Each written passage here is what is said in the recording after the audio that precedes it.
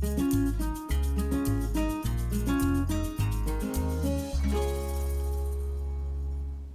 a beautiful Tuesday morning, and what better way to start the day than with Smell the Coffee, your favorite morning talk show with Diana Master and Aina Riza Quayo. We couldn't be more excited to bring you today's show. So yeah, how you doing, sweetie? I'm doing great. I'm actually freaked out because you know today is the Rapture Day, allegedly. Is it today? Yeah, it's 23rd. 23rd of September. It's true. Imagine going somewhere without money.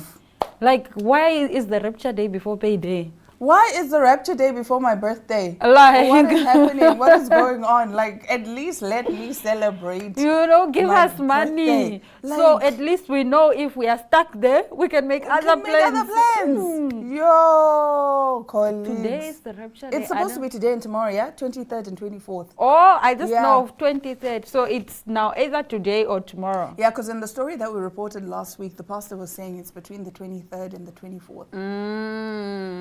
Get your affairs in order. I was just asking, when I came to work today, I was just asking my colleagues, are you ready to go? Are you ready to go? Are you ready to go? We don't know where you're going. I guess depending on your faith, yes, that's where you go. Whatever you believe, hell or heaven or none, maybe or just, purgatory. Yeah. Whatever it is that you believe, I guess. Yeah. Some people are you believe, freaked out? Do you believe that it could be today? I don't think it could be today. Okay. I believe it's soon, but not today. Okay. I believe it's soon because I've had dreams that... You also had dreams about rapture? Yeah. I think I was at a church service where somebody had a dream and then the interpretation was that, no, that just means we are at the end of the times. That could symbolize the Rapture Day. Even the sun, apparently, when it changed into that. Yes, because the Bible says that the moon would turn into blood red or whatever. Yeah, I've had dreams of... But these dreams have been a thing, I think, for the last maybe 2-3 years. Okay. But I don't ignore them. I just wake up and I pray and I say, God, when the time is right, please let me be found among the righteous, the ones that are going with you. I want to go with you so bad, God, please. Let me be clean when you come. Let me be clean. Do you know the other day I had a dream? I was in heaven, right? And I was so surprised. And then God spoke to me and said, why are you so surprised that you're in heaven? And I said, no, because I don't really read my Bible the way that I should, the way that I know I should, you know. And God is like, no, that's not the only thing that determines you getting into heaven. You know that, right? So, yeah. But then moral of the story is when I woke up from the dream, I just said to myself, I need to make a conscious decision to read more, my Bible more. And to follow God. And to follow God a lot more. You know, intentionally. Yes. I don't know, today could be the last time you see anyone, so be ready, be prepared. I mean, it does say that nobody knows the time or the hour. I cannot dispute that it's not today. Yes. Just be ready. Yes. And on that note, we'll be right back after the break.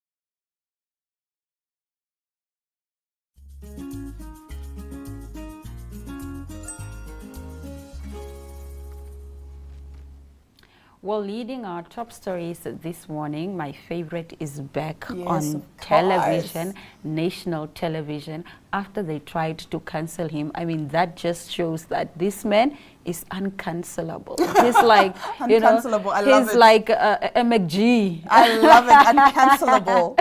Now, U.S. entertainment company Disney has announced that Jimmy Kimmel Live will return to air 6 days after it suspended the talk show host following threats by Federal Communications Commission chairman over comments the host made about conservative activist Charlie Kirk's alleged killer.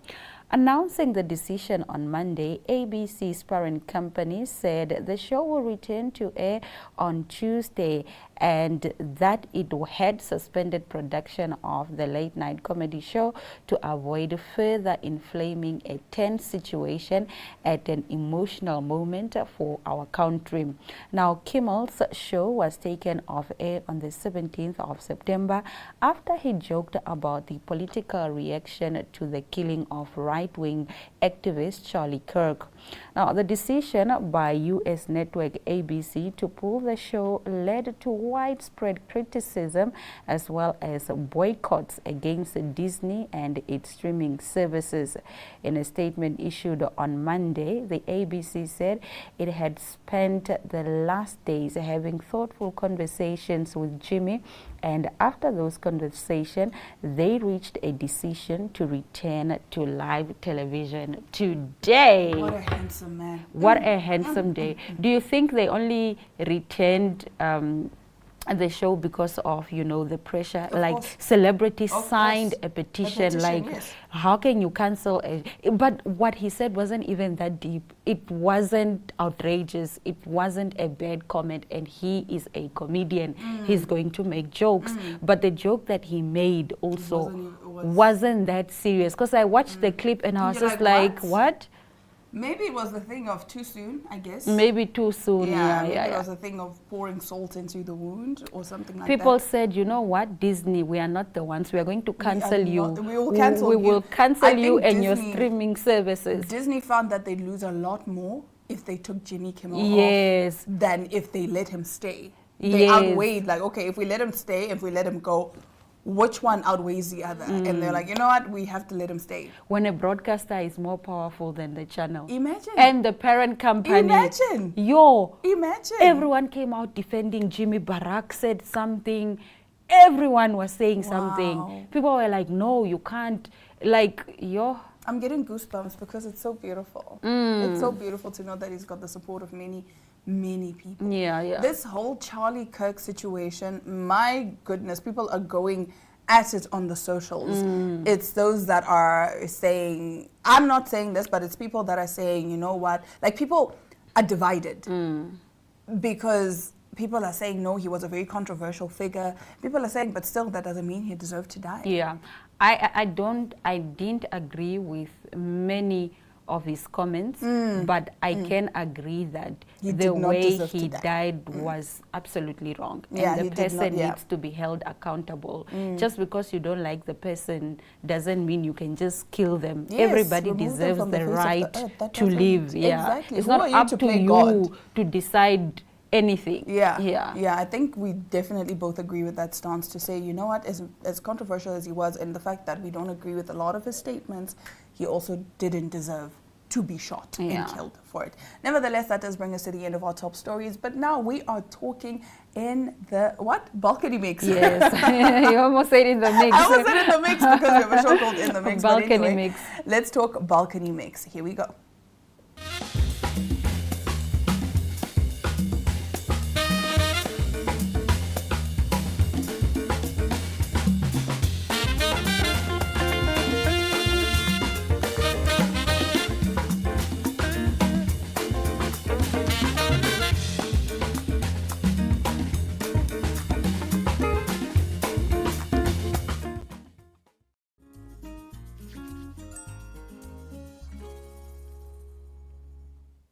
They say that the world is a stage and the stage is entertainment. Today we are talking all things entertainment, vibes and everything nice. Joining us right now is Lucas Nangolo, who is the organizer for the Balcony Mix Experience. How are you doing?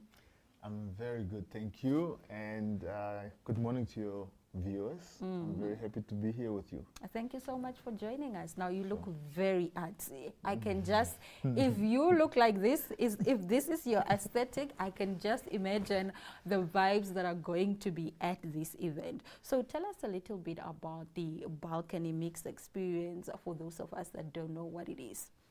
All right, cool. Just before that, because you spoke about aesthetics, I think this is also just me coming to show what the people need to rock up looking like. Love that. It is not an ordinary experience.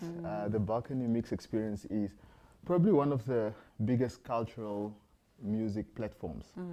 It's a global platform. It's not just an event. I like to kind of like always let people know. It's not just an event. It's a music experience where you come and you actually experience a different energy. The performers who are going to be there are like big name artists. The day's whole activities involve, you know, connecting, having great vibes with people you might not even know, but when you leave there, trust me, if you love music, you're going to build many friendships in that experience. Okay, what type of music? All kinds of music? Are we looking at different genres or what? So the Balcony Mix experience is, just to give you a bit of context, it's a platform developed by the Major League DJs. Yeah. The Major League DJs are two duo who are well known for their, they started off as hip hop artists and they pioneered the Amapiano genre and took it to the world. So the Balcony Mix experience is really a mix of Afro-tech and Amapiano. So we don't have hip hop, we don't have pop. You don't have kwasa kwasa. None of that. We are strictly Afro-tech, Amapiano and dance music. That's what it's about, because it's about getting people to move from the first set to the last set. Yeah. I love that. Okay, so why was Namibia chosen as one of the stops for the Major League DJs and this Balcony Mix tour? Was it because, you know, Namibia is a stunning country, or they just wanted to, you know, come and give the experience to their Namibian fans? What are the reasons? I love the fact that you just had to first advertise Namibia in its all its glory. I absolutely love that. But to answer your question, so I'm Namibian, right? And I've moved to South Africa about almost 20 years ago now. And one of the things I always said when I started in the industry, because I'm in the creative industry, is that Namibia has never really given itself an opportunity to do big things. And every time I speak to people in the industry, they tell me, yeah, but we're a small country, we can't really do X, Y, Z. Yeah. And I fostered a relationship with the Major League DJs through the work I do in South Africa. So they are actually a client of mine. So I manage as an agency. We are 2710 Concepts, and we manage a brand. So I've had this conversation with them for the past 3 years now. And I said, look, I think it's time to actually start visiting your neighboring countries, because you go out of South Africa into Europe, into America, but your neighboring countries also absolutely love what you do. And they were like, okay, cool, let's do it. So for 2 years we've been like, let's do it. And this year we finally said, okay, cool, now it's the time to do it. So to answer the question why Namibia was picked, it's purely because as 2710 Concepts, I believe Namibia is ready for big things. And this is a big platform. And there is no reason why we shouldn't absolutely host such experiences. Okay.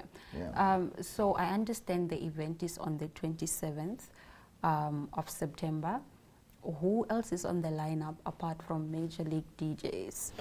So we have a stellar lineup to make sure that we obviously are inclusive of the Namibian community. We have local acts from Namibia who are on the stage with the international acts. So I want to mention just a couple. So we've got Dreas, we've got Tumi Mohammed, we've got Soul Brothers, and we have Kido. So those are our local acts. And then we are bringing in heavyweights. Like when I say heavyweights, this is the first time I think one festival in Namibia has had such big names on one stage. And that includes Oscar Mbo. Oh, nice. Yeah, who is absolutely like a global superstar. And we've got Murda Bongs, who is also very phenomenal in the dance music space, and he's also pioneered his sound into Europe and all the other regions. And then obviously Major League DJs. We've got Mellow and Sleazy potentially adding up to the numbers, and a couple more like what we call the resident DJs of the Balcony Mix. So there is a big experience coming. People shouldn't miss this opportunity. Everyone's going to bring a different sound. Everyone's going to bring a different vibe. So you probably won't want to say, I'm only going to come for this act, because you're going to miss out on so much. You need to be there or be square. Absolutely. I guess that's the message he's trying to communicate. All right. Where will the event be hosted? So we are in the Wanderers Sports Fields in Pioneers Park. That's kind of like a beautiful venue for something like that. We try to not be a festival, but to try and keep it into an intimate, almost kind of like, venue. And that venue for us is really well positioned. We also know that it allows us to give other things outside of just a music experience. We're going to have a couple of pop-ups. The Major League DJs will bring their Balcony Mix pop-up, so you can buy merchandise there. Okay, that's nice. And then we obviously have food vendors. So it's going to be a full day of different activities. What time does it start? So the gates open at 11, Okay.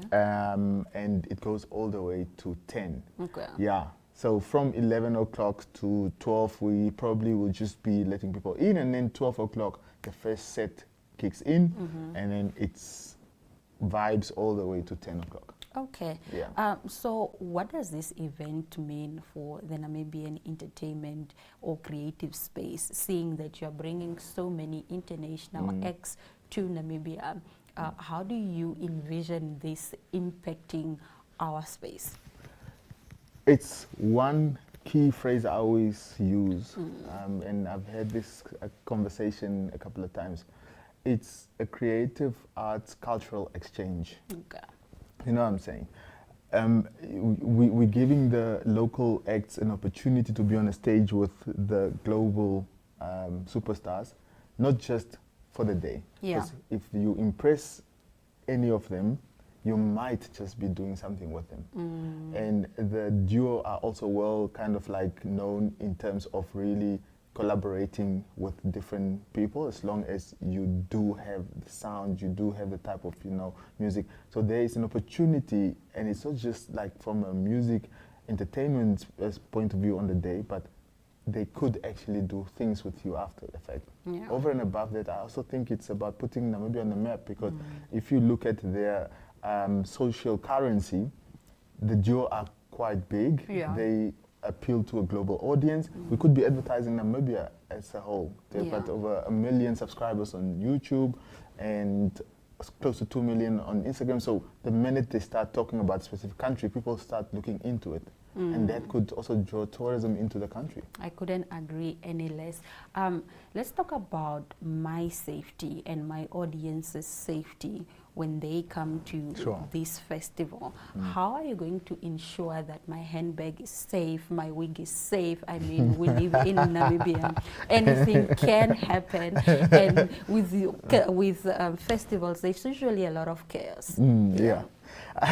I think one thing that I have experienced in my life of being part of things like this is to always over cater for certain things, and that one thing is security, is to not underestimate the fact that you have different people on the day and all of that. Yes, incidences might happen, but we are absolutely geared up to make sure that everyone is safe by over catering from a security standpoint. Nice. We are in fact meeting with the security company today to put out a whole plan, and not just for the immediate eventing space, but outside of the eventing space as well. Because we also know that people will be leaving the venue to go home, and they might be, intoxicated. So we want to ensure they leave peacefully, they're not harassed. So we are really like putting up strict measures around the security for the day. Yeah, Bonang always says call an Uber. You can say call a Yango. Oh yes, you know, the Uber was on the tip of my tongue, and I was like, but it's not an Uber. Like, you're right, it's a Yango. Okay, so let's talk about the ticketing options. How do I get them? Where do I get them? Can I come and pay at the entrance? What are the options overall? Sure. Yeah. Currently, tickets for phase 1, because early bird is sold out, so phase 1 is currently live, and I think we are 90% sold out on that. Okay. That's on web tickets. You can get that online at any time, but we also have ticket access points on the day at the venue. However, obviously it will be an increased price, so I would encourage people to buy the ticket online and spend that 50 Rand to enjoy yourself a little bit at the festival.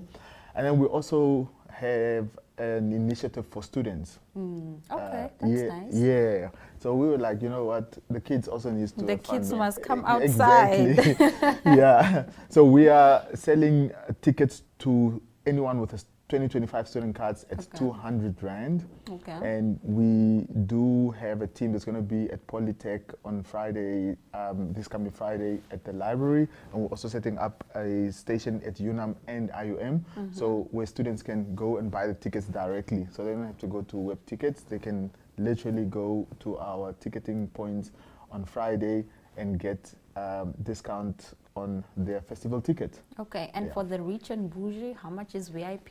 What are we looking at? So that is such a painful point at the moment because we are sold out on VIP. Okay. Yeah, and the demand is just through the roof. Yeah. However, we are trying to not create additional VIP that will cause a bad experience for someone else. Okay. So I always say that, you know, I don't want to have 200 people in VIP and you don't feel like VIP anymore. Because now it feels like, why am I doing in the general access area? So I would like to give people who had the guts to buy the tickets first, who believed that this is actually a real festival, let them have a beautiful experience. Yeah. So we are sold out. Yeah, I'm so sorry. We really tried to to cater for everyone. But general access is available and you'll have just as much fun as anyone You'll else. still see the celebrities. Absolutely.